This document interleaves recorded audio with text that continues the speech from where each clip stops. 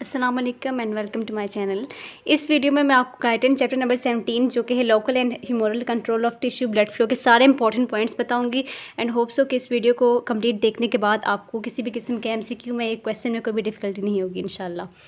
तो let's move toward the topic is the local control of blood flow in response to tissue needs. सबसे पहले ये देखते हैं कि what is the need of the blood flow क्यों ज़रूरी है। तो blood flow of course for the delivery of oxygen and nutrients and for removal of waste and also for the transport of hormones. इन functions के लिए blood flow ज़रूरी है। अब टिश्यू अपने ब्लड फ्लो को कैसे कंट्रोल करते हैं? तो टिश्यू अपने ब्लड फ्लो को कंट्रोल करते हैं according to their requirement, according to their needs के मुताबिक टिश्यूज़ में ब्लड फ्लो होता है और किस मैकेनिज्म के जरिए कंट्रोल करते हैं वही इस चैप्टर में डिस्कस करेंगे। तो ब्लड फ्लो जो होता है वो डिफरेंट ऑर्गन्स में डिफरेंट अमाउंट में होता है, डिफरेंट परसेंटेज में होता है। लाइक कार्डियक आउटपुट डिवाइड होता है डिफरेंट ऑर्गन्स में डिफरेंट परसेंटेज के हिसाब से। आपको बुक में टेबल पूरा दिया हुआ है हर ऑर्गन का कि किस ऑर्गन में कितने परसेंटेज ब्लड कार्डियक आउटपुट का जाता है। तो उसमें से जो इंपॉर्टेंट एमसीक्यूज़ के हिसाब से जो इंपॉर्टेंट है वो मैंने पॉइंट्स लिखे हैं कि highest percentage of cardiac output जो कि 27% है वो किस ऑर्गन में जाता है, लिवर में। और ये अक्सर एमसीक्यूज़ में पूछा जाता है कि highest percentage of cardiac output flow towards which organ, तो you must know that organ is liver. और अगर हम ग्राम के हिसाब से देखें पर 100 ग्राम किस ऑर्गन में होता है कार्डियक आउटपुट मैक्सिमम, तो वो किडनी हमारे पास है। और किडनी के बारे में एक और इंपॉर्टेंट एमसीक्यू आता है कि during exercise which organ receive less blood. तो एक्सरसाइज में किडनी हमारे पास वो ऑर्गन होता है कि उसको लेस ब्लड जाता है और मसल्स जो एक्सरसाइजिंग मसल्स होते हैं तब उनको ज़्यादा ब्लड जाता है। अब आ जाते हैं mechanism of blood flow control कि ब्लड फ्लो कैसे कंट्रोल किया जाता है। अब टिश्यूज़ अपने रिक्वायरमेंट के मुताबिक ब्लड फ्लो को कंट्रोल करते हैं, लेकिन कैसे करते हैं? तो दो मैकेनिज्म है। एक हमारे पास acute control, next is long term control. Acute control जो कि रैपिड कंट्रोल है, जल्दी से कंट्रोल कर देते हैं विद अ फ्यू सेकेंड्स और फ्यू मिनट्स में। किस मैकेनिज्म के जरिए? बाय वेजो डायलेशन, वेजल्स को डायलेट कर देते हैं, वेजल्स को कॉन्स्ट्रिक्ट कर देते हैं। कौन सी वेजल्स? आर्टेरियोल्स, मेटा आर्टेरियोल्स और प्रीकैपिलरी स्फिंक्टर्स। लॉन्ग टर्म कंट्रोल हमारे पास जो कि वीक्स, डेज या मंथ के हिसाब से होता है और ये स्लो प्रोसेस होता है और इसमें ब्लड वेजल्स का नंबर भी चेंज हो जाता है या वो बढ़ जाती हैं। अगर टिश्यू का नीड बहुत ज़्यादा है, वो उसका मेटाबॉलिज्म रोज़ाना के हिसाब से बढ़ता जा रहा है, तो ब्लड वेजल्स का नंबर इंक्रीज़ हो जाएगा या डिक्रीज़। अगर हम किसी टिश्यू का इस्तेमाल ही नहीं कर रहे, मसल्स को एक्सरसाइज वगैरह नहीं कर रहे, तो डिक्रीज़ उनका साइज़ हो जाएगा। तो ये दो प्रोसेसेस हैं, अब इनको हम लाइन वाइज डिस्कस करेंगे। पहला हमारे पास है acute control of blood flow. Acute control कैसे होता है? ऑफकोर्स वेजो डायलेशन और वेजो कॉन्स्ट्रिक्शन से होता है। तो वेजो डायलेशन और वेजो कॉन्स्ट्रिक्शन को कौन से सब्सटेंसेस है जो करवाते हैं और कैसे होता है? तो acute blood control of blood flow के बारे में दो थ्योरीज हैं। तो एक्यूट ब्लड फ्लो कंट्रोल इस पर डिपेंड करता है कि जब टिश्यू का मेटाबॉलिज्म इंक्रीज़ होता है, टिश्यू में ब्लड फ्लो इंक्रीज़ होता है। जब मेटाबॉलिज्म जितना ज़्यादा वो वर्क करेगा उतना ज़्यादा उसकी तरफ ब्लड जाएगा। जब ज़्यादा अमाउंट में ब्लड फ्लो करेगा तो of course increase tissue blood flow. अच्छा, ज़्यादा अमाउंट में क्यों ब्लड फ्लो करेगा? क्योंकि उस टिश्यू में मेटाबॉलिज्म ज़्यादा हो रहा है तो ऑक्सीजन की कमी हो जाएगी। अब वो कंडीशंस जिनमें ऑक्सीजन होता ही कम है, लाइक हाई एल्टीट्यूड, अब माउंटेन्स पे चले जाएँ वहाँ पे ऑक्सीजन कम होता है, तो वहाँ पे टिश्यूज़ को जो ब्लड फ्लो होगा वो ज़्यादा होगा। Next condition is pneumonia. Pneumonia में भी हमारे पास ब्लड फ्लो ज़्यादा होता है क्योंकि वहाँ पे भी निमोनिया में भी ऑक्सीजन की कमी होती है। और कार्बन मोनोऑक्साइड पॉइजनिंग में जो हेमोग्लोबिन ऑफकोर्स ऑक्सीजन के साथ बाइंड करता है और प्रोवाइड करता है, ऑक्सीजन को लेके जाता है टुवर्ड द टिश्यूज़। तो कार्बन मोनोऑक्साइड पॉइजनिंग में ऑक्सीजन की हेमोग्लोबिन की ये कैपेसिटी कम हो जाती है क्योंकि कार्बन मोनोऑक्साइड ज़्यादातर हेमोग्लोबिन के साथ जाकर बाइंड हो जाता है।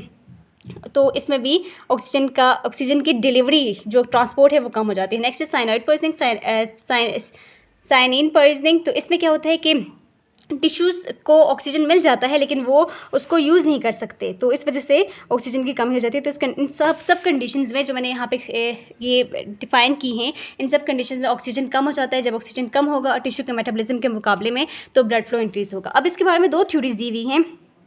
एक हमारे पास है vasodilator theory and the next one is oxygen demand theory. Vasodilator theory ये कहती है कि when there is a greater rate of metabolism और लेस ऑक्सीजन अवेलेबिलिटी, जब किसी भी टिश्यू का मेटाबॉलिज्म रेट ज़्यादा होगा तो उसमें वेजोडायलेटर सब्सटेंसेस बनना स्टार्ट हो जाएंगे। अब मेटाबॉलिज्म ज़्यादा है, उसको ज़्यादा ऑक्सीजन, ज़्यादा ब्लड चाहिए एज़ कम्पेयर टू दैट जो उसको सप्लाई किया जा रहा है। जितना ब्लड उसको दिया जा रहा है उसके मुकाबले में उसको ज़्यादा ब्लड चाहिए, तो वो ज़्यादा ब्लड कैसे लेगा कि वो वेजोडायलेटर सब्सटेंसेस रिलीज़ करना स्टार्ट कर देगा। वेजोडायलेटर सब्सटेंसेस का आपने ये सारे याद रखते हैं कौन कौन से वेजोडायलेटर सब्सटेंसेस है। इनमें एडिनोसिन आ जाता है, कार्बन डाइऑक्साइड आ जाता है, एडिनोसिन फॉस्फेट कंपाउंड्स आ जाते हैं, पोटाशियम आयंस आ जाता है, hydrogen ions that is acidity increase हो जाती है in the form of lactic acid, histamine. हमारे पास ये इंपॉर्टेंट वेजोडायलेटर्स, इनमें से एमसीक्यू आ सकता है which of the following vasodilator substances, तो आपको ये पता होना चाहिए। तो वेज़ोडाइलेटेड सब्सटेंसेस जब इंक्रीज होते हैं तो ऑफकोर्स उनका फंक्शन क्या है कि वेजल्स को डायलेट करवाते हैं। जब वेजल्स डायलेट हो जाएंगी तो ज़्यादा ब्लड फ्लो करेगा टुवर्ड द टिश्यू, ये वेज़ोडाइलेटेड थ्योरी है। और यहाँ पे एक लास्ट पैराग्राफ में आपकी बुक के एक ब्लाइन मेंशन की गई कि एड्रेनालिन अक्सर रिलीज होते हैं हार्ट मसल सेल्स और वो कॉर्नरी वेज़ोडाइलेशन करवाता है, तो ये इंपॉर्टेंट है।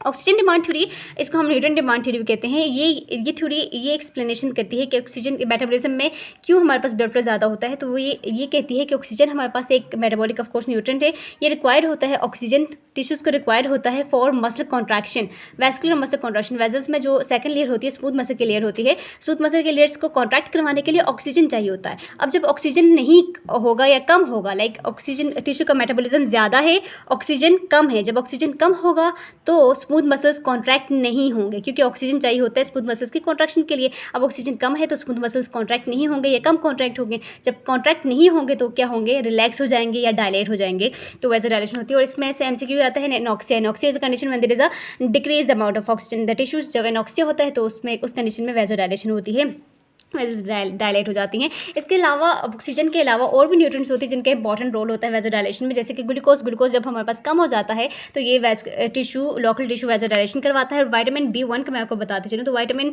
B1 हमारे पास रिक्वायर होता है oxygen induce phosphorylation, like ATP की फॉर्मेशन के लिए विटामिन B चाहिए होता है। और ATP हमारे पास किसके लिए चाहिए होती है, for vessel muscle contraction, smooth muscle की कॉन्ट्रैक्शन के लिए ATP चाहिए होती है। जब हमारे पास विटामिन B की डेफिशिएंसी होगी, विटामिन B की डेफिशिएंसी होगी तो ATP नहीं बनेगी, ATP नहीं बनेगी तो मसल कॉन्ट्रैक्ट नहीं होंगे, मसल कॉन्ट्रैक्ट नहीं होंगे तो क्या हो जाएगी, वेज़ोडाइलेशन हो जाएगी। और विटामिन B की डेफिशिएंसी से बेरी होता है, beri is deficiency vitamin B substances like thiamine, niacin and riboflavin. Next special examples of acute metabolic control of local blood flow. इसमें ये आपको ये बताया गया है कि कैसे मेटाबॉलिक नीड के मुताबिक ब्लड फ्लो कंट्रोल किया जाता है। इसके दो हमारे पास है, एक reactive hyperemia and other is active hyperemia. Reactive hyperemia ये होता है कि कोई भी फॉर एग्जांपल ये नॉर्मल ब्लड फ्लो है तो नॉर्मल ब्लड फ्लो को ब्लॉक हो गया है टिश्यू में, ये नॉर्मल ब्लड फ्लो जा रहा है, कोई भी टिश्यू उसको नॉर्मल ब्लड फ्लो जा रहा है और वो किसी वजह से ब्लॉक हो गया, आर्टरी की क्लीन हो गई है या कोई भी ऐसी कंडीशन जिसकी वजह से वो ब्लड फ्लो ब्लॉक हो गया है कुछ सेकंड्स के लिए या कुछ जितने भी टाइम के लिए ब्लॉक हो गया है, तो उसके बाद जब वो ब्लॉक हटेगा तो ब्लड फ्लो ज़्यादा रैपिड होगा, ज़्यादा ब्लड फ्लो होगा। लाइक अगर 2% हमारे पास ब्लड फ्लो हो रहा है तो जब ये ब्लॉक हटेगा तो ये उससे ज़्यादा लाइक 6%, 8% ब्लड, 4 to 7 टाइम्स यहाँ पे मैंने मेंशन किया है कि उतना ज़्यादा ब्लड फ्लो होगा। और कितने टाइम तक ज़्यादा ब्लड फ्लो होता रहेगा, जब तक जितना ज़्यादा जितनी देर के लिए ब्लॉक हुए, लाइक अगर 2 सेकंड के लिए ब्लॉक हुए तो 2 सेकंड के लिए, अगले 2 सेकंड के लिए जब ब्लॉक हटेगा तो ज़्यादा ब्लड फ्लो करेगा और उसके बाद नॉर्मल पे आ जाएगा। अगर 2 मिनट के लिए ब्लॉक हुआ है तो नेक्स्ट 2 मिनट के लिए ज़्यादा से ज़्यादा ब्लड फ्लो होगा, जितना ज़्यादा ब्लॉक हुआ है उतना ज़्यादा टाइम के लिए ज़्यादा से ज़्यादा ब्लड फ्लो होगा, तब टिश्यूज़ की नीड जो है वो पूरी हो सकें और फिर दोबारा नॉर्मल पे आ जाएगा। अब ये क्यों होता है, ये मैंने लिखा है occurs after tissues fly is blocked for short time. तो ये इसलिए होता है कि जिस टाइम ब्लॉक हुआ होता है उस टाइम तो ऑफकोर्स न्यूट्रिएंट्स कम हो जाते हैं, ऑक्सीजन कम हो जाएगी, ऑक्सीजन जब कम हमारे पास हो जाएगी तो वेज़ोडाइलेटेड सब्सटेंसेस रिलीज हो जाएंगे। वेज़ोडाइलेटेड सब्सटेंसेस जब ब्लॉक हटेगा तो फौरन से वेज़ोडाइलेशन करवाएंगे और rapid increase in blood flow होगा। नेक्स्ट हमारे पास है एक्टिव हाइपरमीया। एक्टिव हाइपरमीया होता है when tissue metabolic rate increase, जब टिश्यू का मेटाबॉलिक रेट इंतहा का इंक्रीज हो जाए, जब बहुत ज़्यादा इंक्रीज हो जाएगा तो ऑफकोर्स न्यूट्रिएंट्स कम हो जाएंगे, न्यूट्रिएंट्स कम होंगे तो वेज़ोडाइलेटेड सब्सटेंसेस रिलीज होंगे, वेज़ोडाइलेटेड सब्सटेंसेस रिलीज होंगे तो ब्लड फ्लो इंक्रीज होगा। कौन सी कंडीशन में एक्टिव हाइपरमीया में होता है, एक्सरसाइजिंग मसल, जब कोई मसल एक्सरसाइज कर रहा हो तो ऑफकोर्स उसका मेटाबॉलिक रेट इंक्रीज हो जाता है, ऑक्सीजन की कमी होती है तो एक्टिव हाइपरमीया होता है। इसके साथ साथ जब ब्रेन हमारे पास एक्टिविटी परफॉर्म कर रहा होता है, ब्रेन आप कुछ सोच रहे हैं, there is increase mental activity, उस कंडीशन में भी एक्टिव हाइपरमीया होता है। और थर्ड कंडीशन ये है कि जब गैस्ट्रोइंटेस्टाइनल ग्लैंड हमारे पास सेक्रेटरी फंक्शन परफॉर्म कर रहा है तो उस कंडीशन में भी एक्टिव हाइपरमीया होती है। नेक्स्ट हमारे पास है ऑटो रेगुलेशन। इसकी कंप्लीट हेडिंग है auto regulation of blood flow during changes in arterial pressure that is metabolic and myogenic mechanism. Auto regulation जैसे कि मैंने पहले भी आपको बताया था, is the ability of each tissue to adjust its vascular resistance and to maintain normal blood flow during changes in arterial pressure. कि arterial pressure में जब चेंज हो तो टिश्यू अपना ब्लड फ्लो वो नॉर्मल ही रखेगा, उसको ये टिश्यू का ये कोई भी सरकार ही नहीं है कि आर्टेरियल प्रेशर ज़्यादा है कम है कुछ भी है, वो उसने अपना ब्लड फ्लो नॉर्मल ही रखना है। अब जब आर्टेरियल प्रेशर ज़्यादा होगा तो blood flow towards the tissue भी ज़्यादा होगा, लेकिन टिश्यू ने क्या करना है, अपना ब्लड फ्लो नॉर्मल रखना है, तो वो 1 मिनट के अंदर अंदर क्या करता है, ऐसे मैकेनिज्म्स करता है कि उसका ब्लड फ्लो दोबारा नॉर्मल आ जाता है या टूवर्ड्स नॉर्मल, लाइक थोड़ा सा इंक्रीज होता है, इतना ज़्यादा रैपिड इंक्रीज जितना आर्टेरियल प्रेशर के हिसाब से इंक्रीज होना चाहिए था उतना ज़्यादा इंक्रीज नहीं होता। वो अपने ऑटो रेगुलेशन यानी खुद अपने ब्लड फ्लो को खुद रेगुलेट कर देता है। In spite of that arterial pressure is increases. और ये ज़्यादा ये फिनोमेनन जो ऑटो रेगुलेशन का होता है ये सबसे ज़्यादा ब्रेन और हार्ट में होता है कि वो उनका कांस्टेंट एक ब्लड सप्लाई होता है, उनको आर्टियल प्रेशर कम हो जाए या आर्टियल प्रेशर ज़्यादा हो जाए फिर भी वो ऑटो रेगुलेशन, उनकी इतनी ज़्यादा प्रिसाइज ऑटो रेगुलेशन होती है कि वो अपना ब्लड फ्लो को मेंटेन रखते हैं, हार्ट और ब्रेन। नेक्स्ट हमारे पास से दो थ्योरीज इसके बारे में दी हुई हैं। एक हमारे पास है metabolic theory and the next one is myogenic theory. Metabolic theory ये कहती है कि जब आर्टियल प्रेशर ज़्यादा होगा तो ऑफकोर्स एक्सेस ब्लड फ्लो होगा, तो उसकी वजह से जब एक्सेस ब्लड फ्लो होगा तो ब्लड फ्लो ज़्यादा हो रहा है, वेज़ोडाइलेटर सब्सटेंसेस तब रिलीज़ होते हैं जब ब्लड फ्लो कम होता है। तो जब ब्लड फ्लो ज़्यादा हो रहा है तो वेज़ोडाइलेटर सब्सटेंसेस नहीं रिलीज़ होंगे, कम रिलीज़ होंगे, और जब वेज़ोडाइलेटर सब्सटेंसेस कम रिलीज़ होंगे तो वेज़ोडाइलेशन नहीं होगी, वेज़ल्स जो स्मूथ मसल्स है वो रिलैक्स नहीं होंगे बल्कि वो कॉन्स्ट्रिक्ट कर जाएंगे, और जब वो कॉन्स्ट्रिक्ट कर जाएंगे तो ब्लड फ्लो दोबारा से नॉर्मल पे आ जाएगा। पहले यहाँ पे ब्लड फ्लो इंक्रीज़ हो जाएगा, आर्टियल प्रेशर जब इंक्रीज़ होगा तो ब्लड फ्लो अचानक से इंक्रीज़ हो जाएगा, लेकिन टिश्यू में जो वेज़ोडाइलेटर सब्सटेंसेस है वो कम होना स्टार्ट हो जाएंगे। ऑफकोर्स वो तो इस वजह से ज़्यादा होते हैं ना, जब हमारे पास ब्लड फ्लो कम होता है तो जब ये सब्सटेंसेस कम हो जाएंगे तो कॉन्स्ट्रिक्शन ऑफ द वेसल्स हो जाएगा और ब्लड फ्लो दोबारा नॉर्मल की तरफ आ जाएगा। मायोजेनिक थ्योरी ये कहती है कि जब आर्टियल प्रेशर ज़्यादा होगा तो ब्लड वेसल्स कॉन्स्ट्रिक्ट कर जाती हैं। जब आर्टियल प्रेशर ज़्यादा होता है, आर्टियल प्रेशर क्या है कि ब्लड का pressure on the walls of the vessels, जब वॉल्स ऑफ द वेसल्स पर ज़्यादा होगा तो ब्लड वेसल्स स्ट्रेच आएगा ब्लड वेसल्स पे, और वो स्ट्रेच यानी एक किस्म का वो एक्सपेंड होगा, ब्लड वेसल्स पे स्ट्रेच आएगा, एक जोर आएगा, तो उस वजह से ब्लड वेसल्स के अंदर जो स्मूथ मसल्स हैं वो कॉन्ट्रैक्ट कर जाएंगे। स्मूथ मसल्स जब कॉन्ट्रैक्ट कर जाएंगे आपको पता है फिर उसके बाद क्या हो जाएगी, कॉन्ट्रैक्शन हो जाएगी और ब्लड फ्लो कम हो जाएगा और दोबारा नॉर्मल की तरफ आ जाएगा।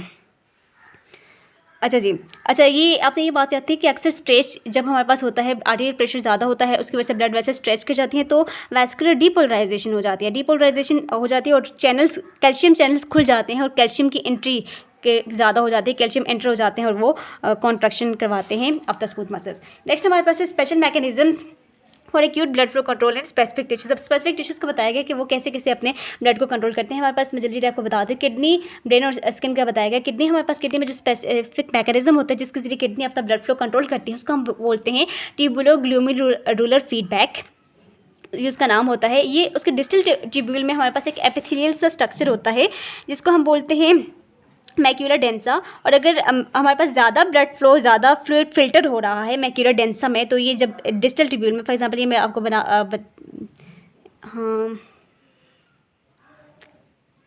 ये डिस्टल फॉर एग्जांपल ट्यूब्यूल है, यहाँ पे मैक्यूला डेंसा सेल्स होंगे, एपिथेलियल सेल्स होंगे।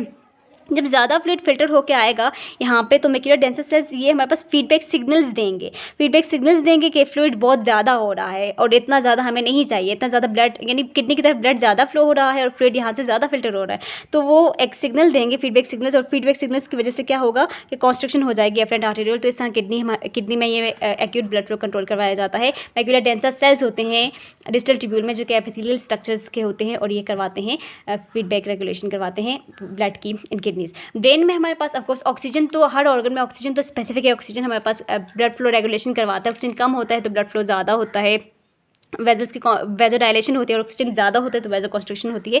इसके अलावा ब्रेन में दो important substances that is carbon dioxide और हाइड्रोजन आयंस भी रेगुलेशन करवाते हैं। ये कैसे रेगुलेशन करवाता है कि जब इनकी अमाउंट इंक्रीज हो जाती है कार्बन डाइऑक्साइड और हाइड्रोजन की, तो ये सेरेब्रल वेजल्स को डायलेट करवा देते हैं ताकि ज़्यादा हमारे पास ब्लड ब्रेन की तरफ फ्लो करे और ये सब्सटेंसेस फिर कम हो जाएँ। स्किन में हमारे पास जो रेगुलेशन होती है ब्लड फ्लो कंट्रोल की, वो टेम्परेचर रेगुलेट करवाता है। Blood flow control is linked in skin, blood flow control is linked to regulation of body temperature. जब हमारे पास टेम्परेचर ज़्यादा होता है तो blood flow toward the skin ज़्यादा होता है, स्किन की तरफ जितना ज़्यादा ब्लड जाएगा उतना हीट लॉस स्किन से होगी, स्किन से हीट लॉस होगी और टेम्परेचर दोबारा नॉर्मल आ जाएगा। The opposite happens with the when there is a decrease in temperature, decrease in temperature होगा तो स्किन की तरफ ब्लड कम जाएगा, कम हीट लॉस होगी और टेम्परेचर ज़्यादा होगा बॉडी का मेंटेन। इस तरह ये इन तीनों ऑर्गन्स में स्पेशल मैकेनिज्म्स होते हैं for acute control of blood flow. Next है blood flow control by endothelial derived relaxing और कॉन्स्ट्रिक्टिंग फैक्टर्स। जो एंडोथेलियल सेल्स की लाइनिंग होती है ब्लड वेजल्स में, जो एंडोथेलियल सेल्स होते हैं उनकी लाइनिंग में स्पेसिफिक सब्सटेंसेस रिलीज होते हैं जो कि फिर कॉन्स्ट्रिक्शन करवाते हैं या वेजोडाइलेशन करवाते हैं। ये दो सब्सटेंसेस मैंने यहाँ पे लिखे हुए हैं। एक हमारे पास है नाइट्रिक ऑक्साइड। नाइट्रिक ऑक्साइड एक लाइपोफिलिक गैस है और ये रिलीज होती है फ्रॉम हेल्दी एंडोथेलियल सेल्स, आपने ये बात याद रखनी है, और ये वेजोडाइलेशन करवाती है। नाइट्रिक ऑक्साइड वेजोडाइलेशन करवाती है और ये हेल्दी एंडोथेलियल सेल से रिलीज होती है। हेल्दी पे मैं क्यों कंसंट्रेट कर रही हूँ कि इसलिए मैं जोर दे रही हूँ कि हेल्दी, आपने ये याद रखना है कि जब हमारे पास unhealthy like damage endothelial cell से नाइट्रिक ऑक्साइड रिलीज होगी तो वो अपोजिट फंक्शन करेगी, वो वेजो कॉन्स्ट्रक्शन करवाएगी। हेल्थी एंडोथेलियल सेल्स से जो नाइट्रिक ऑक्साइड रिलीज होती है वो वेजोडाइलेशन करवाती है। कैसे इसकी सिंथेसिस कैसे होती है, कैसे बनती है? तो अर्जिनिन हमारे पास ऑक्सीजन के साथ मिलता है in the presence of reduction of inorganic nitrates in the presence of endothelial derived nitric oxide synthase enzymes की प्रेजेंस में अर्जिनिन और ऑक्सीजन मिलते हैं तो वो बनाते हैं नाइट्रिक ऑक्साइड, साथ में एल सिट्रोलिन। नाइट्रिक ऑक्साइड क्या करती है? एक एंजाइम जिसको हम बोलते हैं सोलबल गवर्नाइलेट साइक्लेज, इसको एक्टिवेट करवा देती है, इस एंजाइम को एक्टिवेट करवा देती है। और ये इस एंजाइम का क्या फंक्शन होता है कि वो साइक्लिक जीटीपी जो गिवेनोसाइन ट्राइफॉस्फेट है उसको कन्वर्ट कर देती है साइक्लिक गिवेनोसाइन मोनोफॉस्फेट में। और ये सब्सटेंस जो साइक्लिक गिवेनोसाइन मोनोफॉस्फेट है ये रिस्पॉन्सिबल है फॉर रिलैक्सेशन ऑफ वेजल्स के स्मूथ मसल को रिलैक्स करने के लिए। तो इस प्रोसेस के जरिए वेजोडाइलेशन करवाती है। नाइट्रिक ऑक्साइड जब रिलीज होती है तो इसकी हाफ लाइफ सिर्फ 6 सेकंड के लिए है और ये एक्ट करती है लोकल टिश्यूज़ पे और एक्टिवेट करवाती है। आपने इसमें ये एमसीक्यू अक्सर आ जाता है, सोलबल गवर्नाइलेट कौन से एंजाइम को ये एक्टिवेट करवाती है जो कि आगे रिस्पॉन्सिबल है conversion of GTP to GMP और जीएमपी रिलैक्सेशन के लिए? तो वो है सोलबल गवर्नाइलेट साइक्लेज, इस एंजाइम को ये एक्टिवेट करवाती है। एक इंपॉर्टेंट एमसीक्यू है। और नाइट्रिक ऑक्साइड ऑफकोर्स जब इंक्रीज रिलीज इसका होगा, नाइट्रिक ऑक्साइड जब रिलीज होती है तो ये प्रोटेक्ट करती है फ्रॉम एक्सेसिव वेजो कंस्ट्रक्शन वेजोडाइलेशन के जरिए। और जब एंडोथेलियल सेल्स हमारे पास डैमेज हो जाते हैं लाइक हाइपरटेंशन में, जैसे मैंने आपको यहाँ पे पहले बताया, तो ये अपोजिट फंक्शन करती है, ये वेजो कॉन्स्ट्रक्शन करवाती है। एंजाइना पेक्टोरिस जो कि ऑफकोर्स एंड हार्ट अटैक है, ischaemia of the heart muscle, उसमें इससे बनाई हुई ड्रग्स दी जाती हैं लाइक नाइट्रोसाइक्लिन, एमाइल नाइट्रेट्स, और वो ड्रग्स ब्रेक होकर फिर नाइट्रिक ऑक्साइड में कन्वर्ट होती है और वो वेजोडाइलेशन करवाता है। आपने यहाँ पे मैंने एक ड्रग मेंशन की हुई है, that is sildenafil. Sildenafil is actually a phosphodiesterase 5 enzymes, phosphodiesterase 5 enzymes है और इनका ये इनहिबिटर है, ये ड्रग उनके इनहिबिटर है। फास्फोडाइएस्ट्रेस 5 क्या करती है कि जो साइक्लिक जीएमपी बनती है उसको डिग्रेड कर देती है। ये फास्फोडाइएस्ट्रेस 5 एंजाइम्स है, ये क्या करते हैं? साइक्लिक जीएमपी को डिग्रेड कर देते हैं। तो इसका फंक्शन जब ये डिग्रेड हो जाएगी, कम हो जाएगी, तो इसका फंक्शन जो है रिलैक्सेशन है, वेजोडाइलेशन करवाना है वेजल्स की, तो वो फंक्शन परफॉर्म नहीं होगा। तो हमारे पास वो कंडीशन जिनमें वेजोडाइलेशन चाहिए होती है तो फिर वो ये एंजाइम्स, इन एंजाइम्स के इनहिबिटर्स चाहिए होते हैं। तो इनके इनहिबिटर में एक ड्रग है साइडनेफिल जो इस एंजाइम को नॉन फंक्शनल कर देती है, साइक्लिक जीएमपी को डिग्रेड होने से बचाती है और वेजोडाइलेशन करवाती है। और ये इसकी इंपॉर्टेंस क्या है वेजोडाइलेशन की? स्लाइडनेफिल की ये एग्जांपल है कि इसको क्लिनिकल यूज़ किया जाता है to treat erectile dysfunction that is by dilation of blood vessels and adenosine। Endothelin last हमारे पास एंडोथेलिन अभी एंडोथेलियम से रिलीज होता है, डैमेज एंडोथेलियम से रिलीज होता है। It is a powerful vasoconstrictor है, रिलीज होता है डैमेज एंडोथेलियम से। It is a 27 amino acid peptide, 27 amino acid से मिलकर बना होता है। हाइपरटेंशन में इसकी इंपॉर्टेंस है, हाइपरटेंशन के साथ इसमें पूछा जाता है। हाइपरटेंशन में आपने ये बात याद रखते हैं कि हाइपरटेंशन में एंडोथेलियम ऑलरेडी डैमेज हुई होती है, तो ऑलरेडी डैमेज हुई होती है तो एक्सेसिव अमाउंट ऑफ एंडोथेलिन रिलीज होता है। जब एंडोथेलिन रिलीज होगा तो वेजो कॉन्स्ट्रक्शन होगी, तो वेजो कॉन्स्ट्रक्शन जब होगी तो प्रेशर इंक्रीज होगा। तो हाइपरटेंशन में ऑलरेडी प्रेशर इतना इंक्रीज होता है, ऊपर से एंडोथेलियम डैमेज हो जाती है तो एंडोथेलिन भी रिलीज होती है, उसकी वजह से ज़्यादा प्रेशर होता है। तो हाइपरटेंशन में वो ड्रग्स इस्तेमाल की जाती है जिनसे एंडोथेलिन कम हो जाए, लाइक वो ड्रग्स इस्तेमाल की जाती हैं that block endothelin. This is all about the acute control of local blood flow. Long term control में नेक्स्ट वीडियो में बताती हूँ। Stay happy, stay healthy and stay tune with my channel. Also subscribe my channel. अल्लाह हाफिज़।